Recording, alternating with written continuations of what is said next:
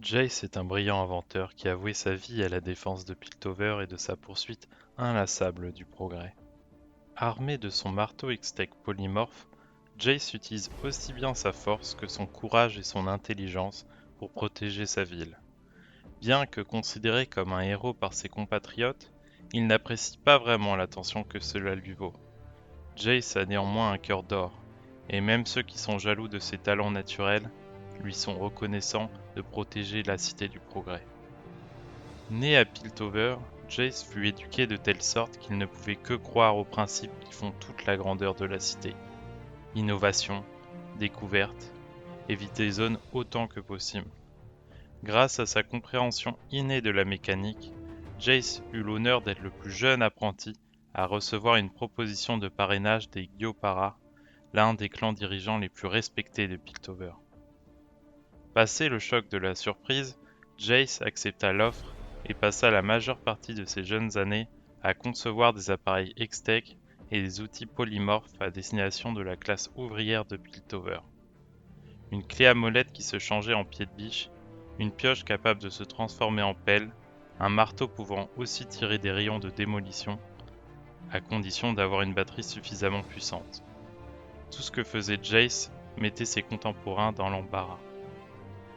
Tout lui venait naturellement et il ne comprenait pas que ses confrères puissent avoir tant de mal à appréhender des concepts qui lui semblaient si simples. C'est la raison pour laquelle presque tous les collègues de Jace le trouvaient arrogant, méprisant et égoïste. Selon eux, jamais il n'aurait ralenti la cadence pour aider les autres.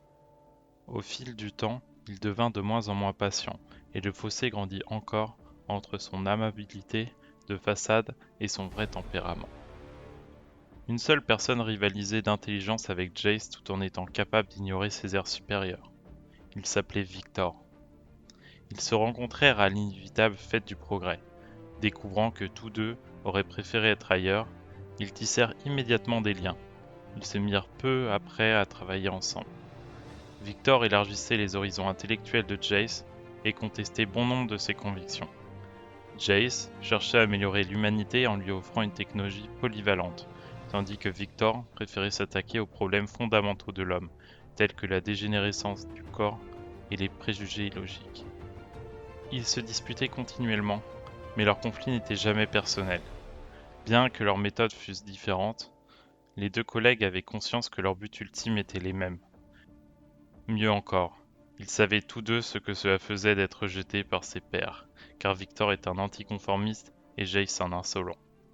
Ensemble, Jace et Victor inventèrent un exosquelette mécanisé pour les dockers de Piltover, un équipement suffisamment robuste pour augmenter la force de son porteur, mais léger pour éviter que le porteur ne se noie immédiatement s'il devait tomber à l'eau.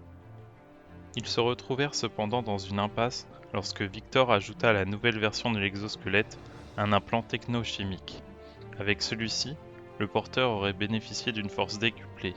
Il ne se serait jamais fatigué et n'aurait jamais paniqué. Mais surtout, il n'aurait plus été capable de désobéir aux ordres de ses supérieurs. Contrairement à Victor, qui considérait cela comme un moyen ingénieux de réduire la fréquence des accidents, Jace trouva immorale cette atteinte au libre arbitre. Les deux inventeurs en vinrent pratiquement aux mains et Jace finit par aller prévenir l'Académie. On retira à Victor tous ses prix et il fut banni de la communauté scientifique de Piltover. Désemparé par cette querelle avec Victor, le seul être qu'il eût jamais considéré comme un ami, Jace se remit à travailler seul. Il devint toujours plus intransigeant, sa patience toujours plus limitée. Alors que Jace étudiait dans la solitude, les explorateurs du clan Gyopora découvrirent un cristal bleu dans le désert de Shurima. Bien que Jace se portât volontaire pour l'examiner, en insinuant que personne d'autre dans le clan n'était assez malin pour en tirer quoi que ce soit, son manque de tact encouragea le clan Gyopara à confier le cristal à des scientifiques mieux élevés. Quelques mois plus tard, la conclusion de ces scientifiques fut unanime. Le cristal ne valait rien, ce n'était qu'un caillou sans intérêt. Les dirigeants du clan, déçus, transmirent finalement le cristal à Jace en s'attendant à ce qu'il ne puisse rien en faire, malgré sa remarquable intelligence. Quelque chose dans le cristal appela Jace. Plus qu'un appel, c'était un chant. Il aurait été bien incapable de dire pourquoi, mais il savait que la gemme shurimienne lui réservait des mystères à découvrir. Il passa de nombreux mois à mener différentes expériences sur le cristal. Il le fit tourner dans une centrifuge à rouage. Il le surchauffa et le congela. Il bricola, observa, se perdit en conjectures et se cogna la tête contre son pantographe en cuivre. Jace n'avait pas l'habitude de travailler dur. Cette fichue pierre précieuse était le premier obstacle contre lequel buttaient ses aptitudes hors du commun. Pour la toute première fois, il comprit ce que devaient ressentir ses confrères quand ils se creusaient la tête en vain. C'était frustrant, c'était injuste, et ce devait être bien pire encore quand un collègue arrogant ridiculisait tous vos efforts. Jace comprit cependant qu'aucun de ses confrères scientifiques n'avait abandonné, malgré son attitude méprisante. Aucun d'eux n'avait tourné le dos au principe de Piltover, le progrès, la découverte. Si eux n'avaient pas baissé les bras, Jace décida qu'il ne le pouvait pas non plus. Et peut-être allait-il essayer d'être plus agréable. Peut-être. Jace approcha le problème d'une manière inédite. Plutôt que de mener des expériences sur le cristal dans son ensemble, pourquoi ne pas s'attaquer à un fragment du cristal? Jace cliva la gemme et plaça un éclat en suspension dans un alliage liquide. À peine Jace eut-il le temps de sentir un courant voltaïque parcourir le métal liquide qu'une détonation lui vrilla les tympans. Le cristal émettait une chaleur et une lumière telles qu'il menaçait de lui brûler les rétines. C'était inattendu, c'était potentiellement dangereux, mais c'était le progrès. Jace travailla toute la nuit, jusqu'au petit matin, sans jamais se départir de son sourire. Le lendemain, Jace fut surpris de trouver son vieil ami Victor sur le pas de sa porte. Alerté par le pic de puissance colossale de l'éclat de cristal, Victor était venu lui faire une proposition toute simple. Depuis son expulsion de la communauté scientifique de Piltover, Victor avait commencé à travailler sur un projet secret, à Zone. Il avait enfin découvert comment réaliser son rêve, comment éradiquer la maladie, la faim et la haine. Si Jace se soignait à lui, il pourrait accomplir plus que n'importe qui d'autre à Piltover ou Zone. Il sauverait l'humanité. Jace avait déjà entendu Victor tenir ce genre de discours. Il n'avait jamais aimé ce que cela signifiait. Victor expliqua à Jace qu'il n'avait besoin que d'une seule chose pour sa glorieuse évolution, une source d'énergie aussi puissante que ce cristal. Jace lui répondit que c'était plutôt d'un sens moral dont il avait vraiment besoin. Depuis longtemps, las de l'insolence de Jace, Victor bondit, saisit le cristal et s'en servit pour assommer Jace. Lorsque ce dernier se réveilla, des heures plus tard, il remarqua que le cristal shurimien avait disparu, mais que Victor n'avait pas jugé utile de prendre le fragment. Jace savait que Victor n'avait agi ainsi que parce que son œuvre touchait à sa fin, quelle qu'elle fût. Bien qu'il ne sût pas en quoi consistait cette glorieuse évolution, elle allait probablement à l'encontre du libre arbitre des gens. Sans perdre une minute de plus, Jace récupéra l'éclat en suspension et l'installa dans un imposant marteau polymorphe, une invention qu'il avait abandonnée il y a des années de cela, faute de batterie capable de l'alimenter. Il ne savait pas où Victor avait bien pu aller avec le cristal, mais il sentait le marteau X-Tech vibrer.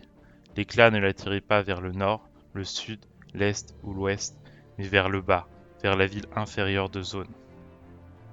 L'éclat, avide de retrouver le cristal duquel on l'avait séparé, conduisit Jace jusqu'à un entrepôt, dans les profondeurs du puisard. À l'intérieur du bâtiment caverneux, Jace fit une découverte horrifique. Des dizaines de corps se trouvaient devant lui. Leurs crânes avaient été ouverts et vidés, et leurs cerveaux avaient été transplantés dans une armée de soldats de métal immobiles.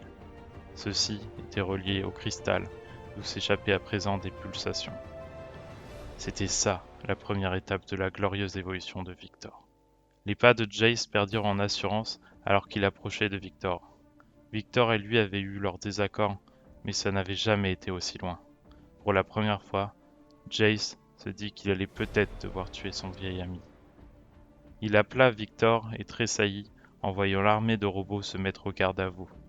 Jace lui demanda de se retourner pour qu'il puisse voir ce qu'il manigançait. Quoi que fût cette évolution, ce n'était pas le progrès qu'il recherchait quand ils étaient jeunes. À la surprise de Victor, il lui demanda pardon de s'être comporté comme un idiot. Victor soupira. Sa réponse fut brève. Tuez-le. Les robots foncèrent aussitôt dans la direction de Jace, se dégageant au passage des câbles qui les rattachaient au cristal. Jace découvrit alors une émotion à laquelle il n'était pas habitué, la panique. Serrant ses doigts autour du manche de son marteau, il réalisa qu'il ne s'en était jamais servi.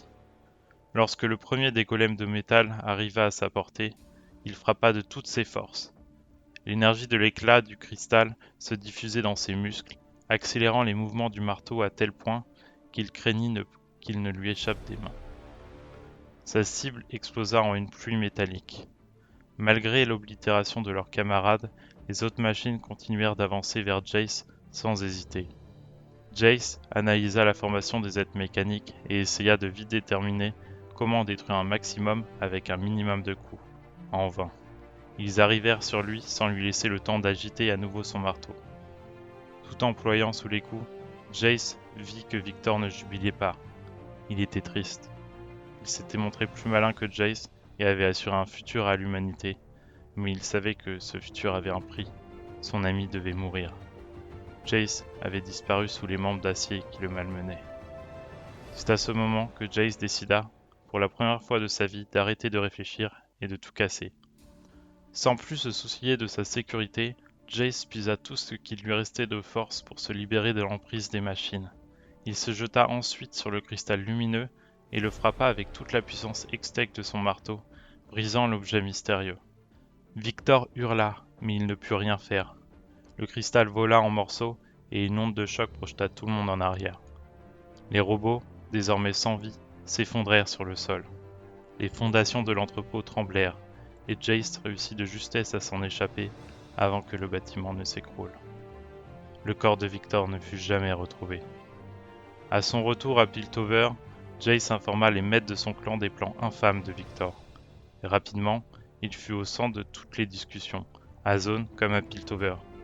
Acclamé pour sa présence d'esprit, Jace devint une vedette adulée, du moins chez ceux qui ne l'avaient jamais rencontré, et reçut le surnom de protecteur du futur. Jace n'avait que faire de l'adoration des Piltoviens, mais il prit ce surnom à cœur. Il savait que, quelque part, Victor préparait sa vengeance. Un jour, peut-être très proche, un grand danger menacerait Piltover, et Jace l'attendrait.